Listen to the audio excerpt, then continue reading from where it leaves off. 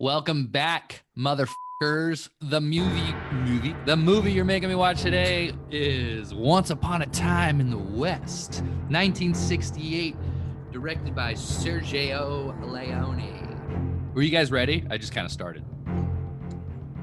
Yeah. Yeah, sure. Let's do it. What's your word, Schwartz? My word, I know it's a word I've used before, but it's the same word I used when I was describing this movie. It's epic. This movie's just epic. It's just epic. Me and Jake were both worried you were going to say fun. Oh yeah, most definitely. I mean, it was fun. And it was epic. And it was epic. And it was also stylish, is my word. Yeah. You ain't got no style, motherfucker. I wear wrestling t-shirts. That's a style. Yeah, it is grandiose. I was also thinking epic, but I was like, that's kind of a generic word. So grandiose was what I went with. But if that's too close to epic, I thought about operatic. Oh, yeah, damn! operatic. Oh, damn, operatic. That's what I said too. What do you guys use that for? The Godfathers, the word operatic? I think I did. Yeah, that's why I didn't use it. I don't remember those. Yeah, the classics. Godfathers. You movie, don't remember the Godfathers? This is the first time I've seen it in a while, and I remember it being pretty fun. And because it is fun, fun's a great word. And the first 45 minutes to 50 minutes is it just reminds me of a Tarantino movie. The whole thing, everybody's just got an entrance. Everyone just gets an entrance with their own music and their own cool scene of them being cool. It was oh, all right. This is like Kill Bill. What's this movie about? Is it like Kill Bill? So I guess an easy way to just say it'll just be it's about a mysterious guy who plays a harmonica that joins forces with a famous desperado type of guy, and then he helps out a woman who's being pursued by an assassin. I feel like that's the most easy way to say it. Pursued by a railroad. It's a lot mogul. of characters. Yeah, I know that was that's part of the reason why I was rewatching part of it again was there's so much plot to it, man. There's so much I didn't really know what was going on most of the movie until it was almost over, and I'm like, okay, which is another reason why especially this movie was one that I also watched at least twice and then just had on like you, Jake, in the background just to look at it and be like, oh yeah, I forgot about that part too. Oh, fucking Cheyenne. Right. Because I couldn't remember the connection with I don't know. I just how things were connected. It was I was having a hard time with that my first time through because I think because it's so slowly paced and everything is slowly revealed.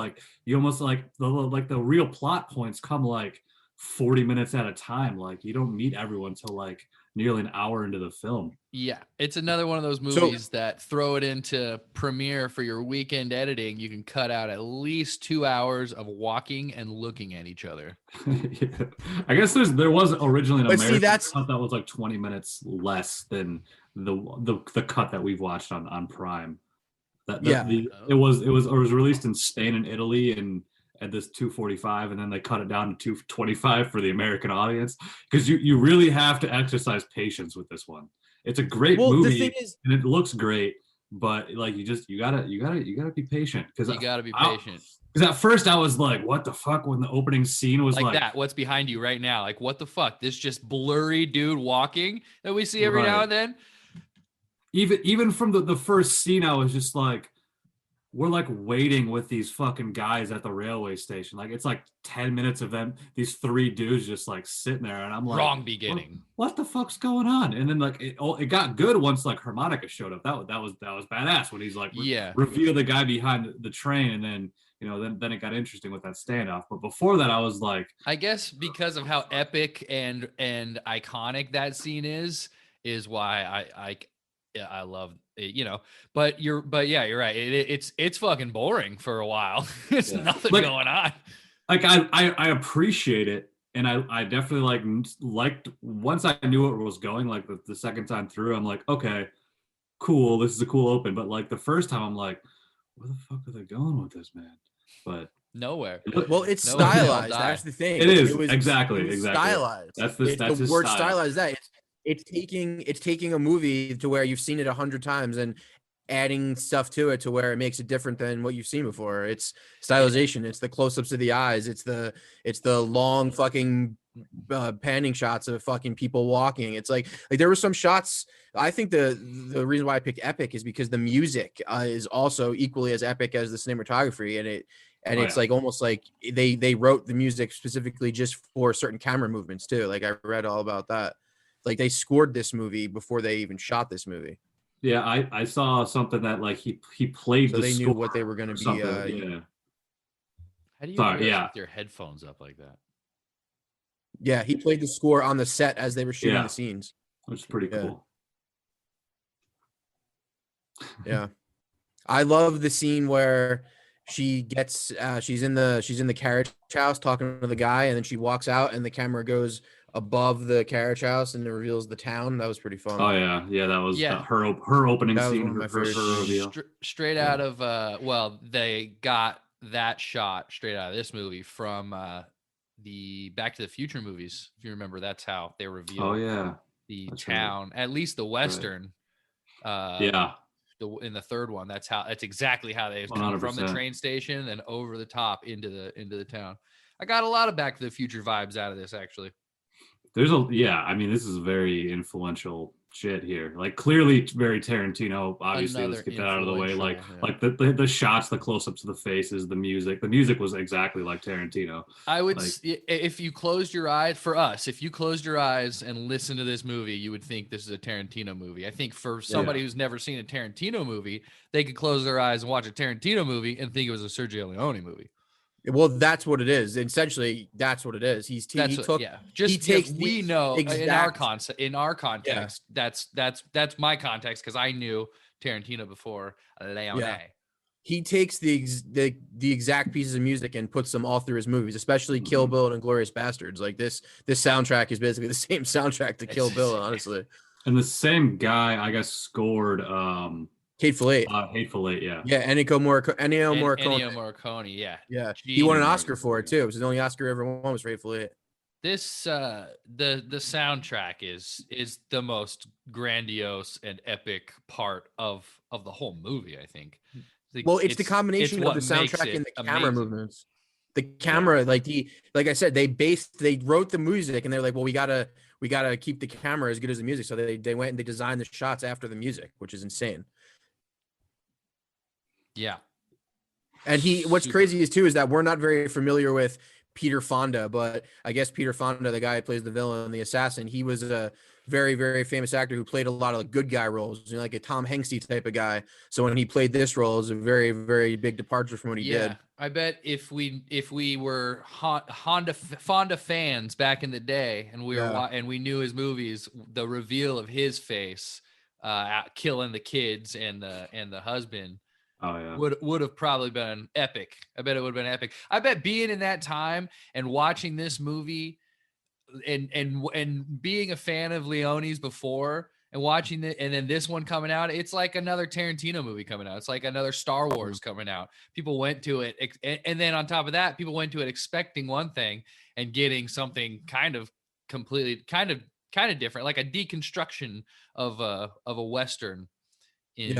In that it has all the Western. It is a Western, but it's also not. It's not like I can't imagine watching your classic American Westerns and being entertained after knowing that Sergio Leone existed.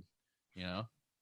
Yeah, he just makes it epic. That's why epic is great. He takes something and he just adds. It's not cheesy. He adds to it. It's not. Other than I have a question. Other than like adding this like specific style that Sergio Leone has, what's the difference between a Western and a spaghetti Western? What's the word spaghetti? So the reason why they're called spaghetti Westerns is because he made them in Italy and he did it for cheap, but they were called spaghetti Westerns because they were shot in Italy, but they were supposed to take place in America. Okay. The only reason why they're called spaghetti Westerns is because they shot them in Italy.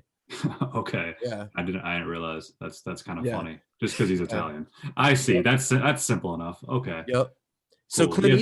Clint Eastwood became famous off of the Man with No Name, which was Sergio Leone's first trilogy. It was Fistful of Dollars for a few dollars more than The Good, the Bad, and the Ugly, and that blew them both up. Like that made Sergio Leone famous, and it made Clint Eastwood famous. Mhm. And then he ended up making this, and this was people were like, "Damn, this dude's fucking." He did it without Clint Eastwood. People were like, "Oh, can he do it without each other?" And they both. That's why Clint Eastwood wasn't in this movie. He got offered the role of Charles Bronson's role of harmonica, but he turned it down. Right. Isn't this the only like Western to the date that he made in America? Like the other ones were always in Spain. Yeah, the other ones were shot in Italy. This one he shot in America. Yeah. Charles Bronson's a goofy looking motherfucker. He looks like a Ken doll, like an old Ken doll. Like a weathered Ken Goofy. doll. Yeah. Like a Ken doll. He's that got a was face left just like this all the outside time. for a while. He looks like yeah. He's a goofball, dude. Yeah. It's like He's a looks tough like he's motherfucker, related to Hartnett, Josh Hartnett. Josh Hartnett's dad. Does look like Hartnett. You're right. You totally Yeah. right. So Like I if love Josh the Hartnett introduction. and the guy from Three's Company had a baby. I love the introductions to all the characters. Like Harmonica's introduction in the beginning was amazing when the train fucking goes by. And then when James Robards fucking comes into the saloon after all the gunfire and it's the close up of his face and it's in the darkness and it comes in and she's all looking at him like he's cool. And then you got fucking James Fonda's introduction where he kills the family. And that's when you're like, fuck, like where can this movie go? Like this is going to be brutal.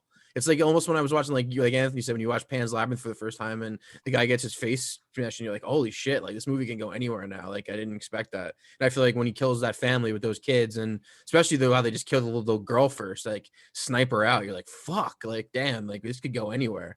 And it never really gets quite as violent as that. That's like the most violent thing that happens in the whole movie. But I think it's just like showing you how it's almost like how I always say, like, I'd hate to be alive in like the Patriot times, but living in these times too, like it's rough. Like you gotta, anything could happen. Anything could happen at any time. Like someone just wants Patriot, what you mean have, like the and movie Patriot? Yeah, like those times. That's probably the worst times to live. Is in that. What's time the what are the years of that? That's like that 14s, right? No, is it? That's is the it that? American Revolution, right? That movie. Yeah, about? that's that like that Yeah, like in this movies. movie, like when they tell when she. Like, that's another thing. I mean, Like, I think this was the first Western to have a woman lead character. Like, I think this is the big thing for Westerns. A woman was one of the main characters, and she was kind of had a role besides just being the pretty lady. You know what I mean? That's the thing I read about, which was cool. Her character was not. She was lead character, but she was kind of just a tramp, and she kind of just did whatever she was told, and she was not a good female lead. But I think for that time she was though. For that time, I think it was this something movie that did was... not age well when it comes to women. No, yeah, because it's like she was still like a former prostitute, and she was still like they like freshly married. It's kind of like he's like you remind me of my mom. She was the biggest whore, and dude, I have hold on. Yeah, so I have some of like, these things Jesus, written is that all down, and women that are was one of in them. these fucking movies. He says, and she's like, "Ooh, thank you." She was the biggest whore in she was the biggest whore in Alameda and the finest woman who ever lived. That's what he said. So nice. You remind me of my mother. That's the she nicest was the thing. biggest whore in Alameda and the best woman that ever lived. Which character said that? Cheyenne. Cheyenne said that after like they got married or whatever. Like immediately she was like, I'm into this dude. Like that new guy, who dis? And then she fucks Frank. Why is she fucking Frank? What happened there? When did they even meet? He went there to take care of it himself. Remember, he was like, "You guys keep dying, and Charles Bronson keeps killing him." So he went to take care of it himself. But I think what it is back then, man. It's like I said, people walk up. Frank walked up, was like, "Hey, listen, you're here by yourself. You're in my house, and you're my woman now." It's just how it was. It's like there was no rules. There was nobody to turn to. You know what I mean? It was like it's just it. Like that would have sucked. Living back then would have sucked. Yeah. Everyone's fucking dirty as shit. Too. Everyone's a bad guy back then, really. Everyone's like so a bad gross. guy. And like, remember she walks into the station. He's like, "Yeah, you're lucky. Only 2 people have taken a bath in the bath before you." Exactly. Like, I was like, "Oh, I could never live back then. I'd be fucking hating life." I mean, that's all you knew. Then you'd be fine. Sure, I guess that's why I say I would not want to live back then. And knowing what I know now, I'd be like, "Fuck that." No way, dude. Could You it got be a bathroom. You won't even let anybody use your bathroom to go to the bathroom. No way. No way. Honestly, how do you hear us with those headphones up there? How do you? I don't think they're actually plugged in. They are 100% plugged in. I don't believe you. He just How doesn't listen. How are to you us. hearing to us? How are He you hear just, us? he talks whenever he wants to. He doesn't listen. You don't Here gotta you put go. him down. You don't gotta put him Here you down go. to appease me. Well, then why you say anything then? I'm just curious. You didn't answer my question. Why you I'm say just anything, curious. How do you hear us? You just got him cranked? Because I hear you. I hear you. Don't worry about it. I fucking hear you. I hear you. Okay. All right, my bad. You My just bad. fucking can. I'll cut this Anyway. part out. So Jake, all right, go ahead, Yes. talk about it, dude. What do you got to say? I got a whole list I should say, but let's hear what Jake's got to say since I'm always talking, huh? Yeah, Jake, you son of a bitch. Whoa. Sorry. I mean, I like I said earlier, I thought it was slowly paced, but it was very intentional. It was part of the style. I get that, but that kind of bugged me at times. But like it was more like I more appreciated it than enjoyed it because it like looked great, but I was like, where the fuck, where are they going? I kept like kind of like wanting it to move along essentially, but it was, I said, it looked great. There's a lot of parts where you're like could pick up your phone and like flick through Instagram and then like put Right. it down. Go okay, they're done looking at Right. each other. It was hard to keep my attention, I guess, is somewhat of a complaint, but I still liked it. It was one of the movies like I didn't think I was gonna like, but I wanted to like it, and I kind of met somewhere in the middle there, like where some shit annoyed me, but like overall, it's definitely a good movie. The plot, I guess, annoyed you? felt somewhat kind of eluded. Like I don't know, there was just so much going on with the plot where it was almost like sort of hard to follow because it was somewhat disjointed. But Do you watch westerns though? Is like are westerns things you've watched a lot of? not So really. westerns usually don't have like a plot where a lot of fucking like it's not like a thriller. Like somebody wants something, somebody wants to get something from them, and somebody needs like it's not like a whole thing. Like this is a standard Western plot where you hang out with these people and like you see like it's characters. You know, you get introduced to like character studies of people, but not a lot happens in westerns. Like Western, I like noticed. not much happens in westerns except for like you see them kind of living their lives and how Which like is why this is awesome because he Yeah. takes it and he's like, well, let's Yeah. because he loved westerns, I imagine, and he's just like, I'm gonna make him over here, and then made him his own way, and that is why he has such a unique style because he's so far away from the West. But Mhm. also I think by this movie he's knowing what he knows what he's doing. He knows what people are going to expect, and that's why he changes it up. I love a movie that introduces three main characters and then immediately kills them off. And that's what something Tarantino's done. I don't know how. At least, like what comes to mind is Death Proof, where you're following these girls the whole time, and then because I always forget thinking about Death Proof. I always forget that there are basically two storylines going on the whole time where because you get so invested in these main characters, which you don't as much in this movie. But it also reminded me of Scream, how they were like, all right, you think this is a horror movie? Let me deconstruct it a little bit and I'll give you Drew Barrymore in the very beginning. Of course she's going to be the lead character, but no, she gets murked. People weren't expecting that. And I don't think people were expecting this, which is why I think it would have been awesome to watch this in the context of the time, being like a Sergio Leone fan. Like we go to the movies watching Tarantino films, knowing what to expect and maybe getting something different. I think it would have been epic to, especially in 68, 69, whenever this came out, when movies were like, you couldn't get a movie. You didn't have a flat screen at home that you could get a similar movie experience by going to the theaters. Like that's something unique. So this movie played at one theater in Paris for like 2 or 3 years straight. Like they only played this movie like all day, like 3 times a day. And like I guess Sergio Leone would go there sometimes, and like people would come and like meet him and like be fanatics. Like this is the best movie ever.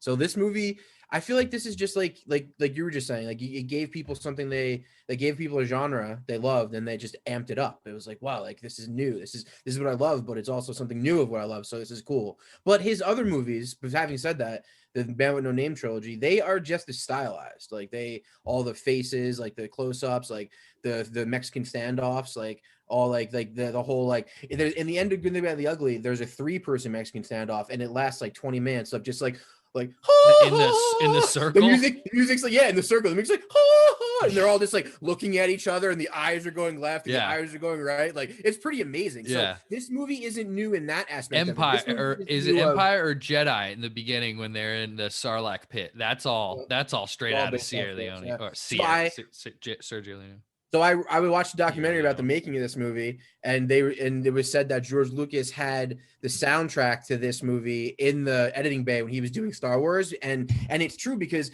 the way what he wanted to do was have the music add into the what was happening on the screen so well and like be equal. And I thought about that in Star Wars, and especially The New Hope, and I was like, there are many scenes where the editing of the music and like the way people are walking or what's happening is like perfect like that. And I was like, damn, so he used that from this, which is pretty fucking dope. This movie was as influential as it gets, like as far as it like the people that we love, like this influenced them, which is dope. Like that's what's fun. Yeah, there's definitely a big example of that because you see this even like Breaking Bad. Like I there was like scenes of Breaking Bad, you get vibes of that in this movie. John Carpenter said that like this is like his favorite movie of all time too. Right. And I guess Sergio Leone, even one of his big influences, Akira Kurosawa. Yeah. So I think even like it goes all the way back with that. Never heard of him. Oh, Dario Argento wrote this. He wrote the script. Yep. And didn't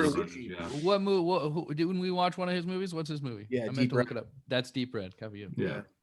Yeah, they all were kind of like your second favorite movie of all time in Italy.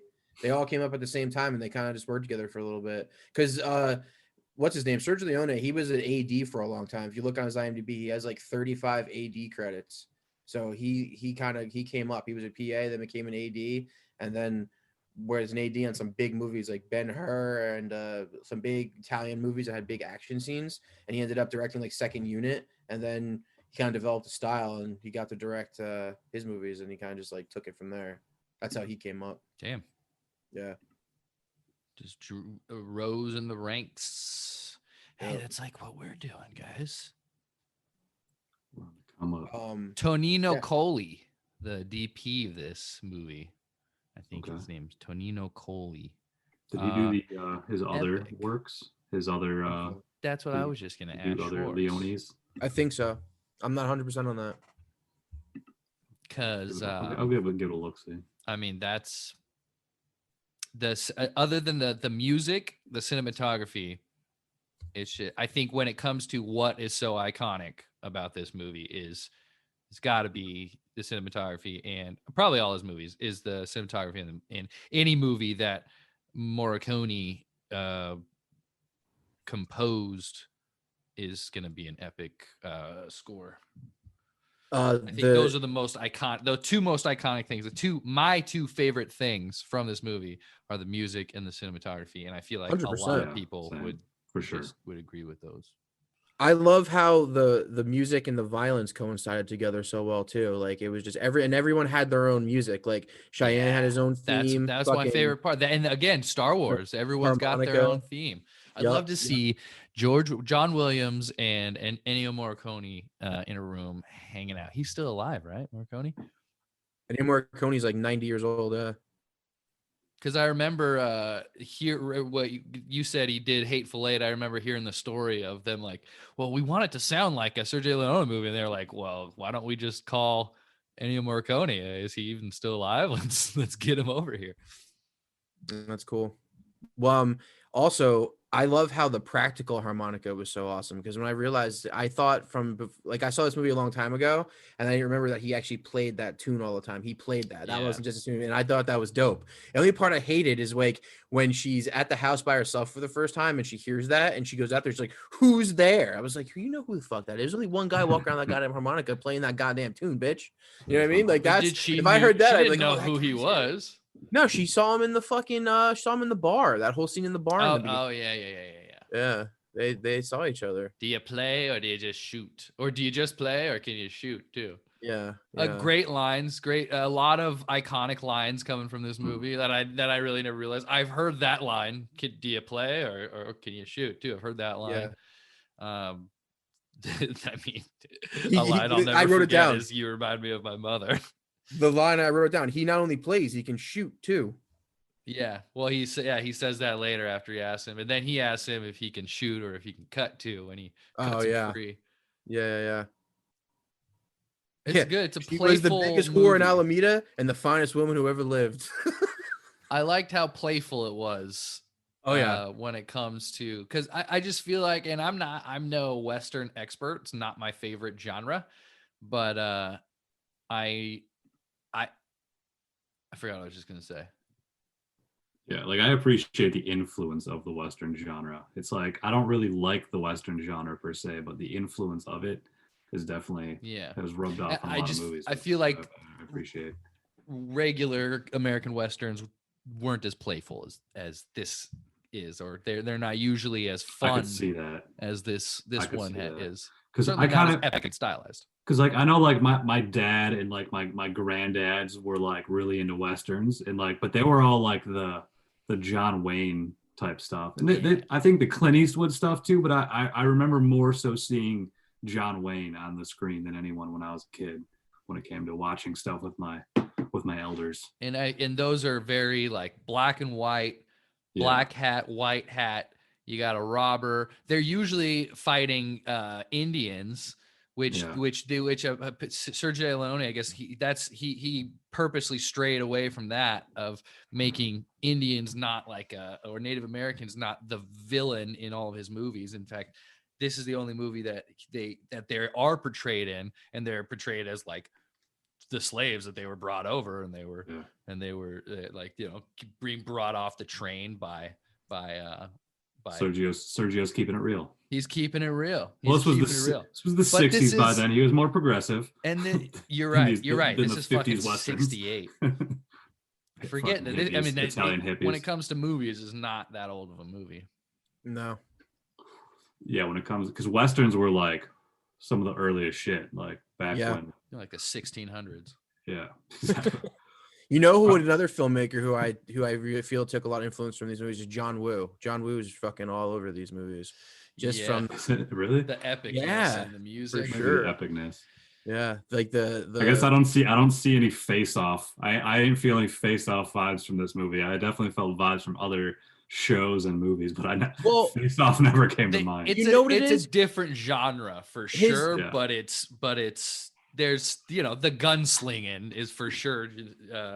Same with Star Wars. Star Wars is more like swashbuckling pirates, but for sure it's got those Western gunslinger vibes to it a lot, especially in the second one. Attack of the Clones. Plus, in all Sergio Leone's movies, like there's a lot of talking between the good guys and the bad guys. It's kind of like unnecessary talking, but it's great. And that's why I kind of think Tarantino gets a lot of his dialogue from, is that thought right there. It's like, because there's a lot of talking in these movies between these guys that have nothing to do with the plot. You know what I mean? And that's cool. And in most American Westerns, that's not really a thing either. Like, it's kind of just like very to the point. And like, that's another thing that these movies brought in, was that like, it was kind of like you saying, it was fun. It was like a little comedic. There was a lot of like hanging out, was this fun kind of thing. You know what I mean? And that's another thing. That's where I think Tarantino gets a lot of the way he writes his dialogue from too, is that thought right there. Like, obviously his dialogue is way better than these movies' dialogue, but I think those words didn't exist back then. Yeah. It makes the characters more real for sure too. Them just having a conversation about, you know, Royale with cheese.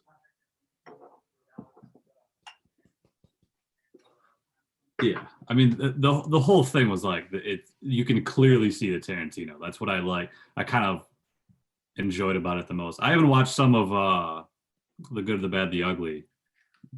Unfortunately, I fell asleep.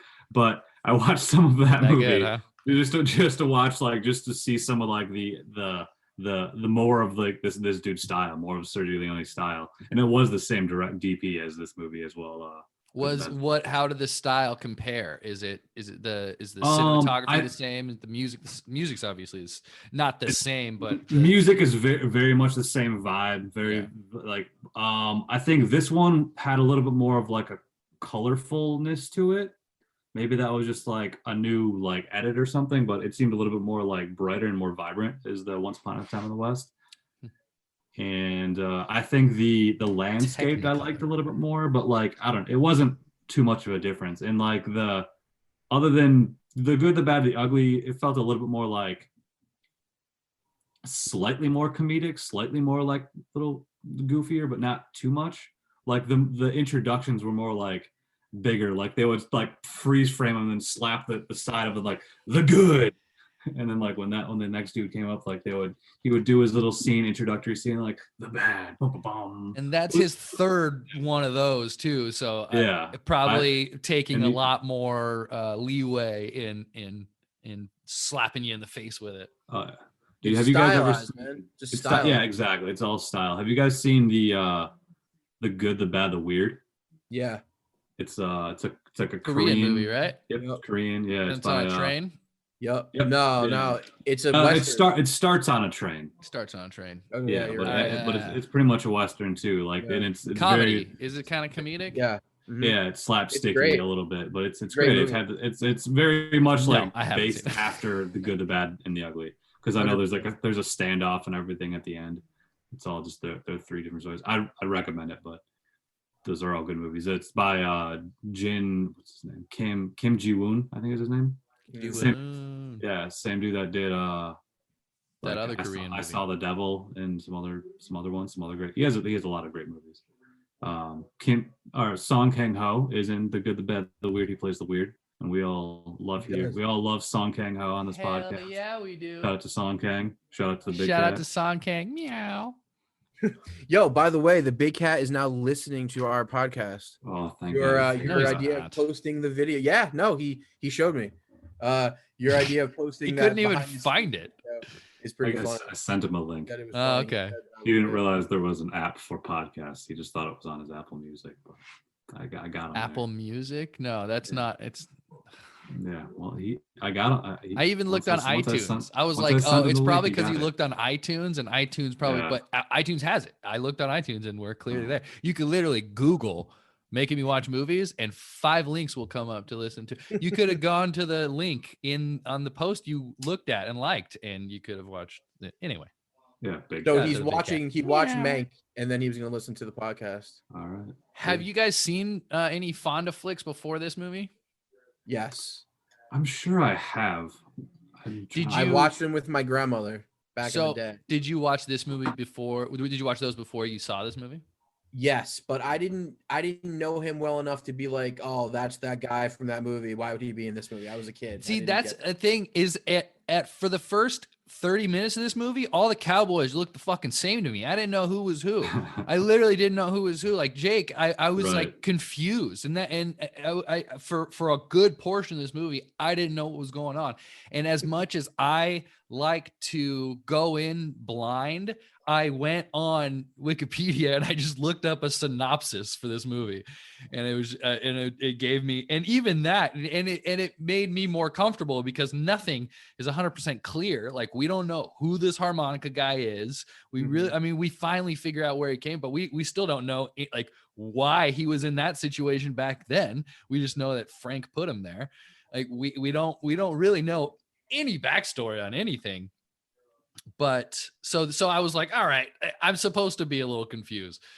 And then once I understood who she was, why she was there, like I didn't really put it together that that was her husband right away. Because to me, I thought that the girl was that husband's wife. I thought that was a wife and she was murdered. And I was like, oh, this whole family just got murked. And then she shows up. So I was confused. So I, for not often, I will go on and look up a synopsis just to get what's going on. And then when I kind of glossed over it again, it was it was easier to enjoy the epic, the cool parts of it. Now that I knew what was going on and I knew what was going to happen, it was easier to enjoy the music and the intros and all the fun little intro, Cheyenne's little ding ding ding ding ding ding, like that. I loved all their intros. I thought it was great every time you saw them. And that reminded me of Star Wars too.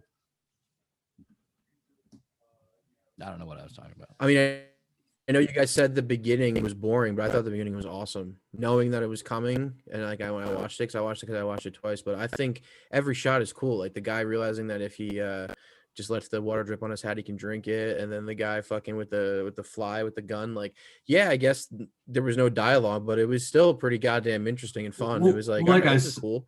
And yeah, that so also makes you be like, okay, like anything can happen now, like anything. And that's what I like when movies set that up to where you're like, anything is possible. That's Once cool. they That die, makes you is like, that what oh, like once they get murked, you're like, okay. yeah, you're following these three dudes for so long, and you're like, Yeah. all right, these guys must be important, and then And they're it's- done, and then this guy's here. You know what I mean? It's a cool juxtaposition of his other intros to his other movies, because his other movies intros are epic and slap you in the face and are loud, and then this one starts with no music and very quiet, Yeah. and it just sounds. Yep.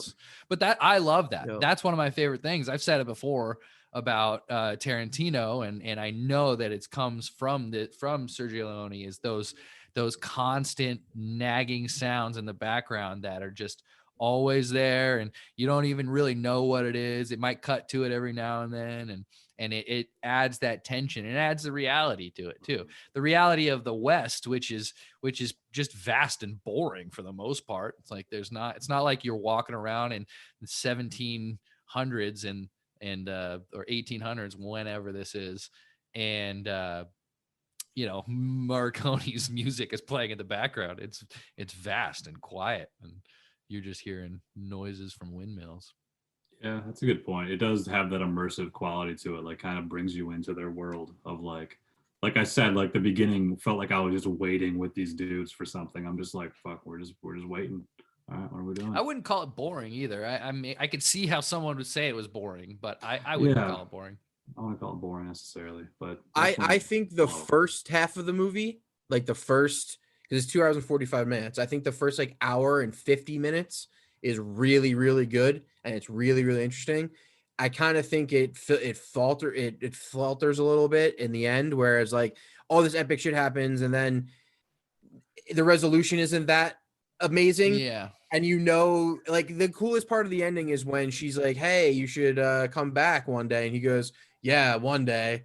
Like that just adds to like the whole Western thing of like, because like you're saying like Westerns, like I was saying, I know you guys don't know watch, but I haven't seen that many Westerns. I've maybe seen like 7 or 8 other Westerns besides for this movie, but they're all about people on their own journeys doing things that meet up at points, and then they scatter. Like a lot of Westerns are about that, or about like people re-meeting up for like something to do. You know what I mean? Like back then, like there wasn't a lot of like places to live, and people kind of rode around and shit, and like would try to find new places. Like her whole point was to like build a place. Like she wanted to build that city so that people can come there and like have a place to go. Like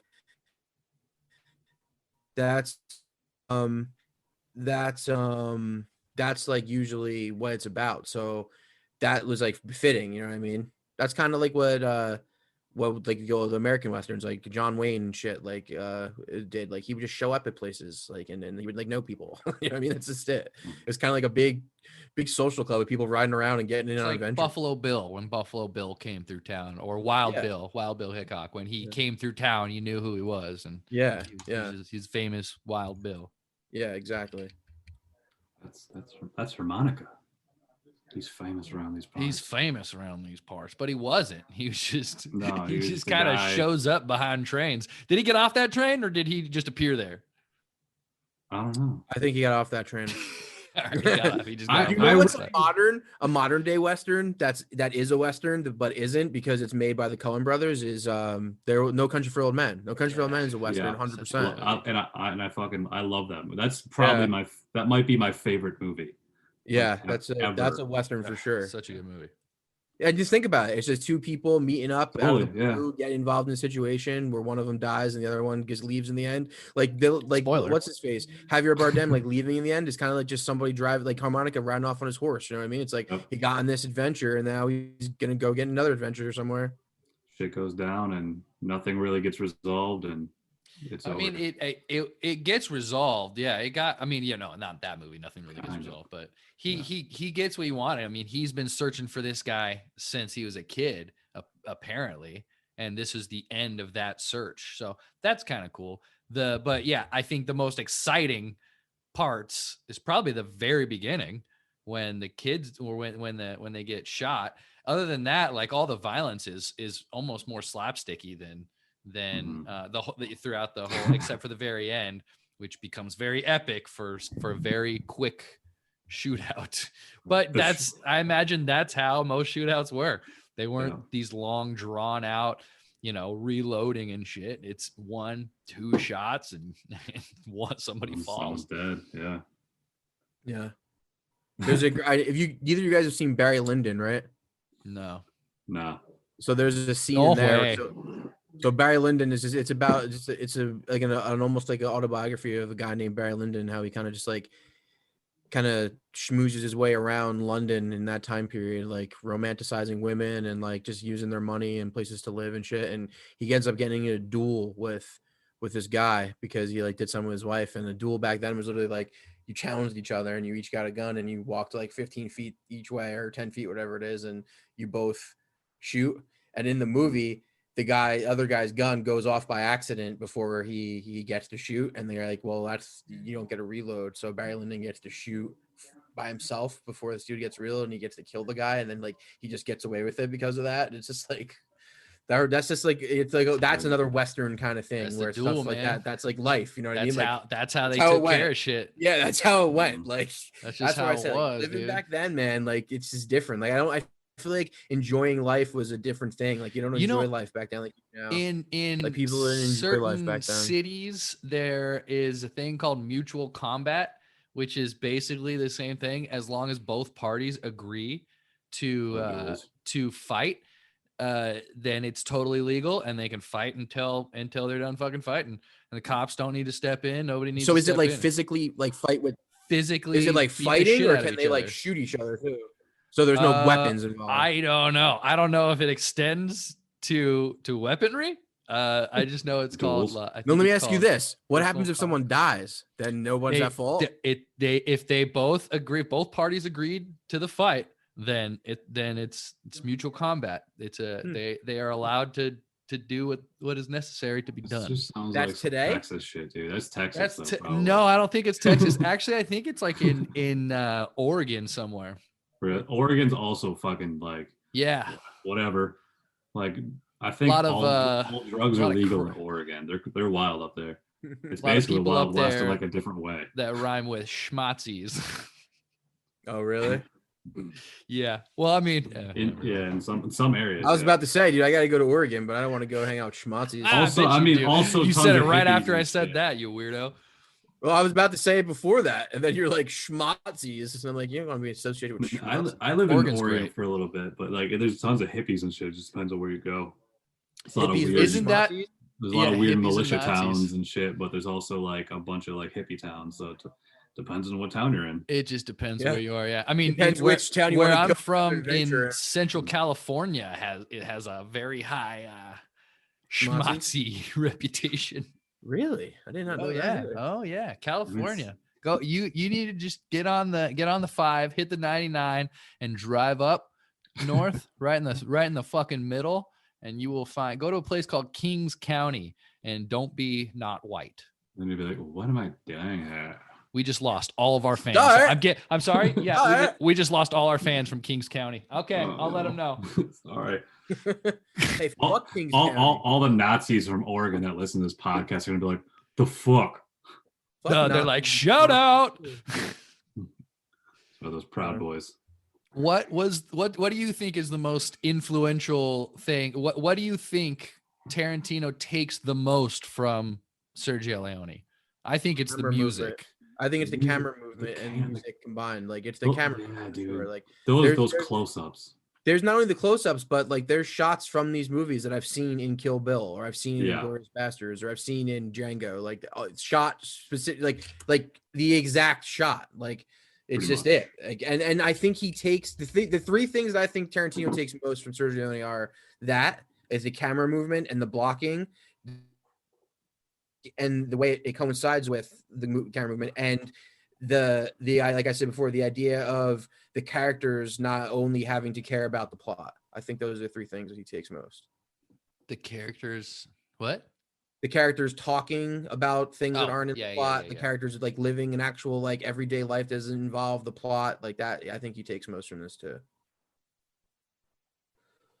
The stylization. You know what I mean? All three of those things equal the stylization, the style. The Yeah. all three things are I just feel like style. he was just such a fan of these movies that Yeah. it's impossible for them not to, in so many ways, rub off on his.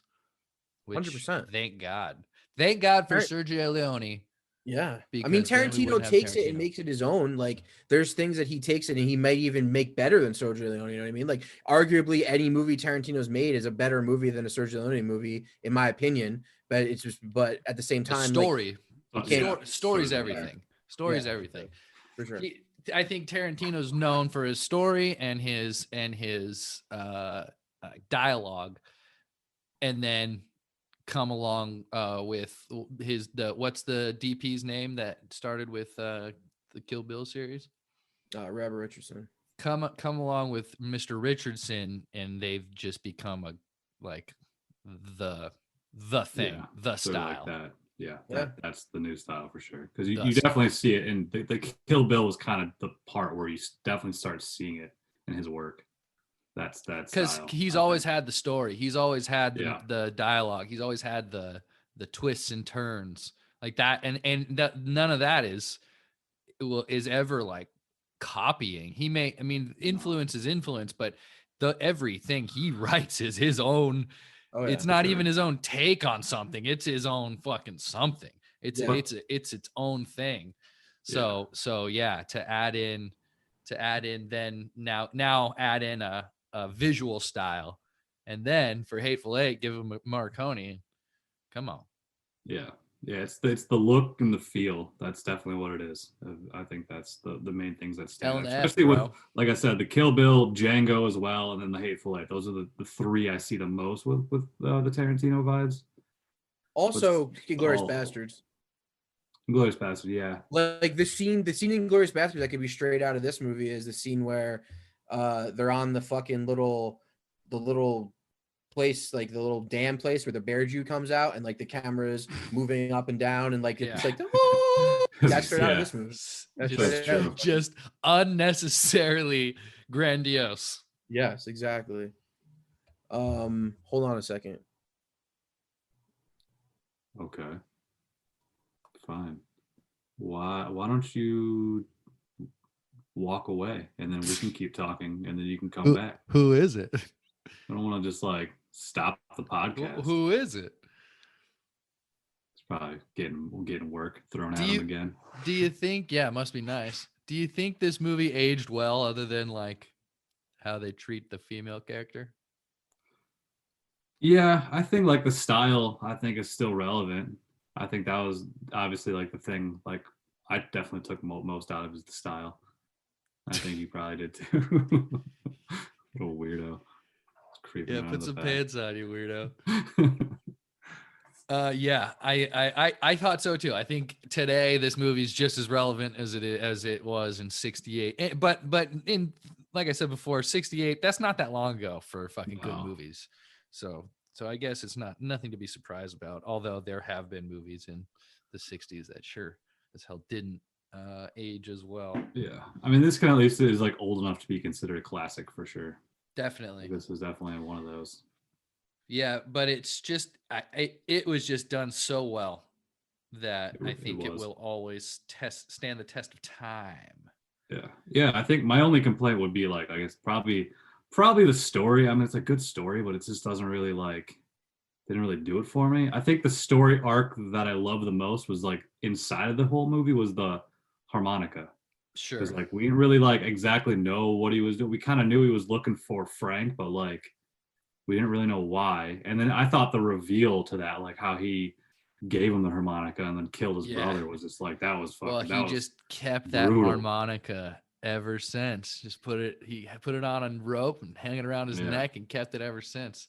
Yeah, that was pretty. It's pretty great. It's pretty. That was a good payoff for how long we fucking waited to realize what was going on.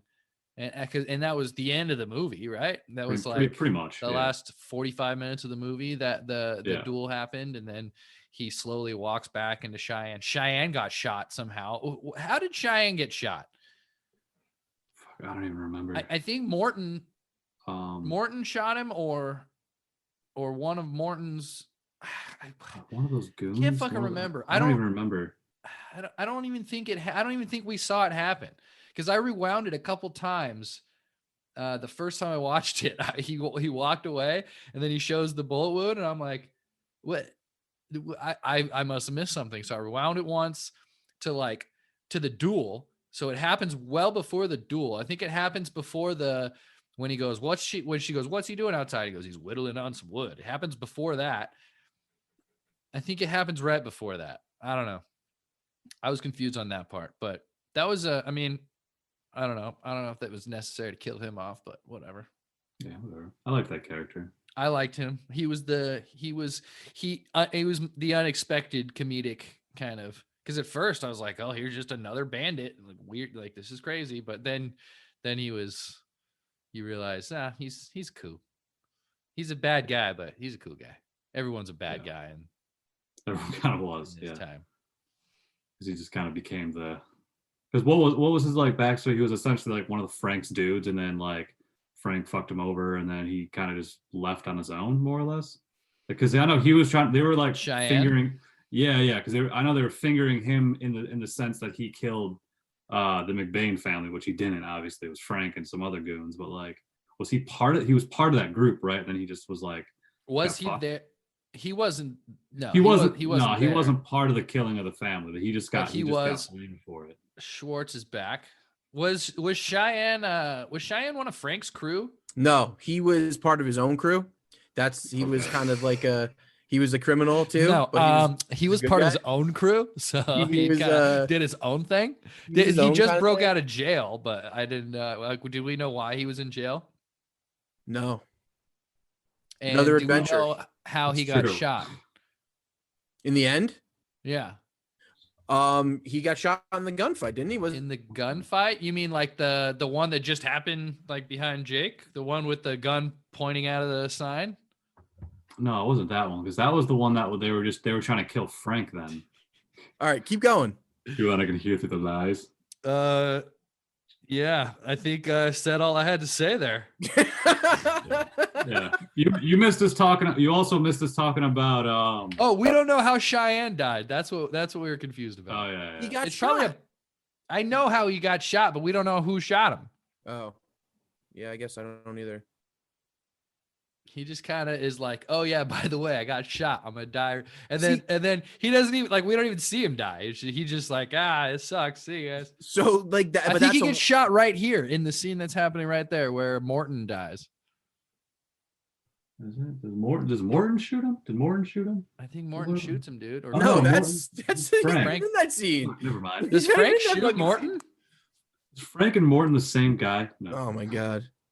Frank, Morton, Cheyenne. It's like the same. All the same people. You got to see the ocean. There it is. It's true. Let's rank it.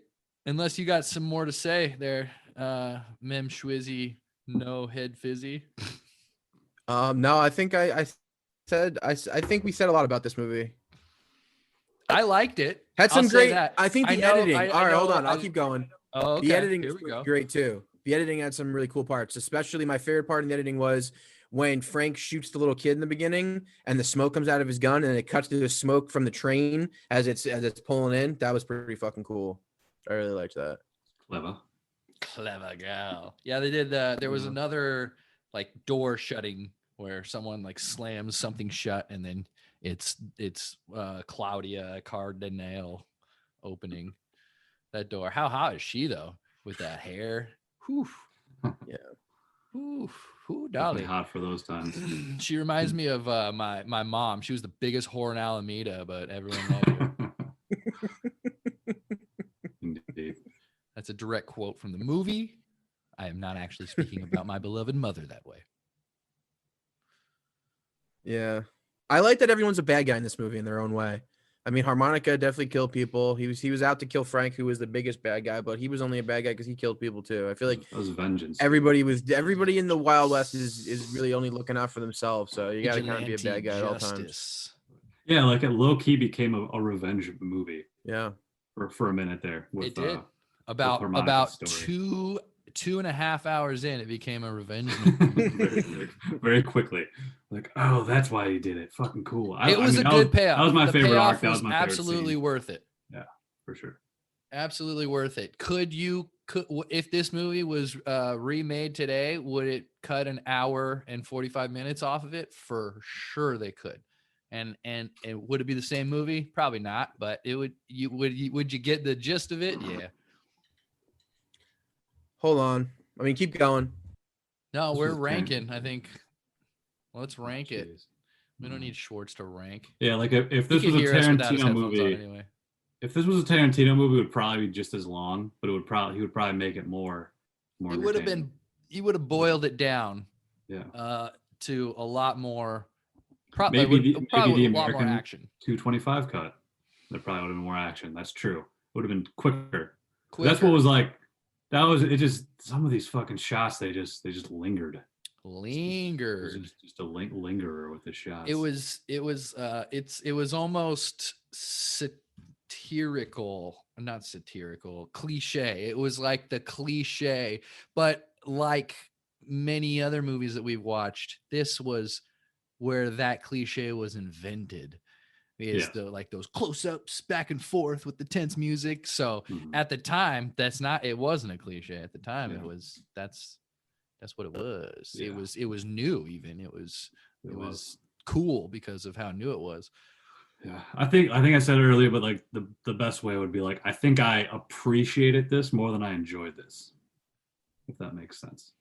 Cool. Did you not enjoy like how like cool and like slick it all was? Like what did you enjoy? I enjoyed the shot, but it was just this, like, I appreciate the movie. I think it was just the slow pace of the shots, and like the plot didn't really do it for me.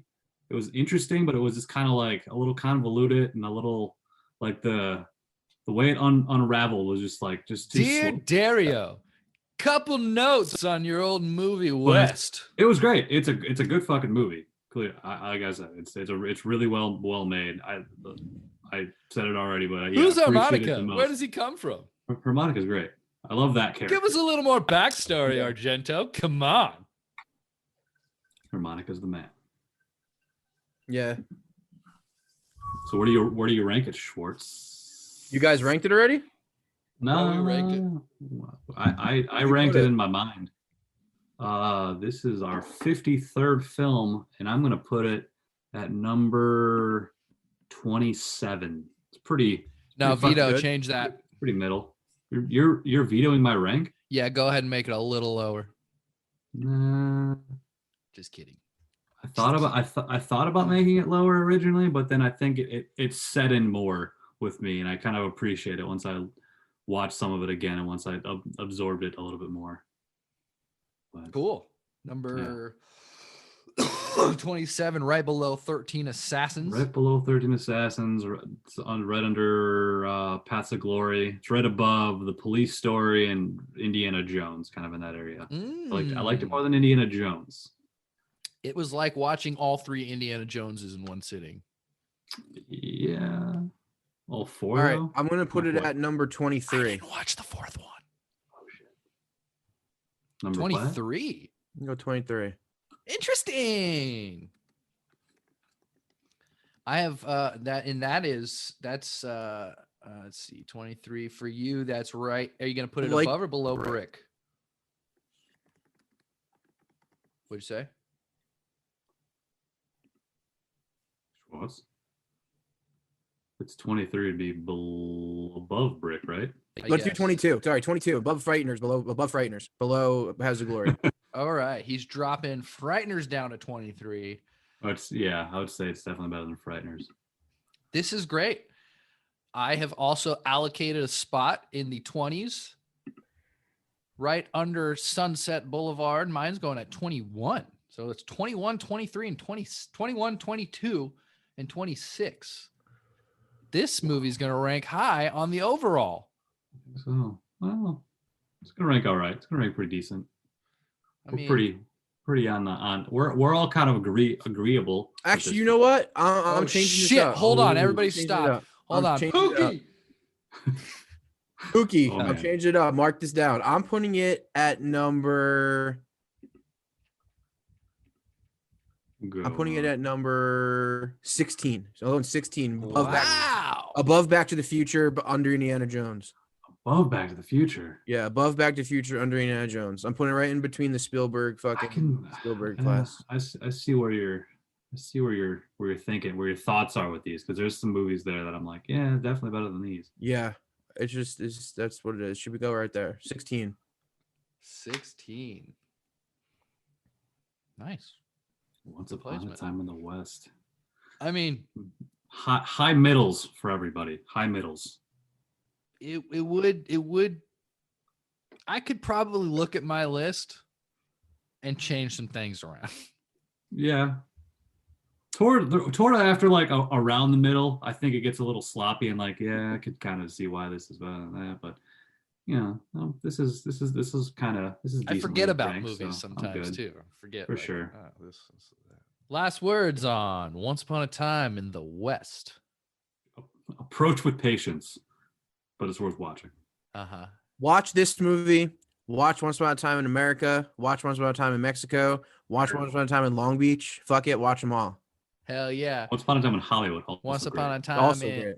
Once Upon a Time in Long Beach. That'll be our next one. Just kidding. I agree. So I agree. We'll Watch just go it. through all the Once Upon a If Time. you have 3 hours in your cold day, watch this movie.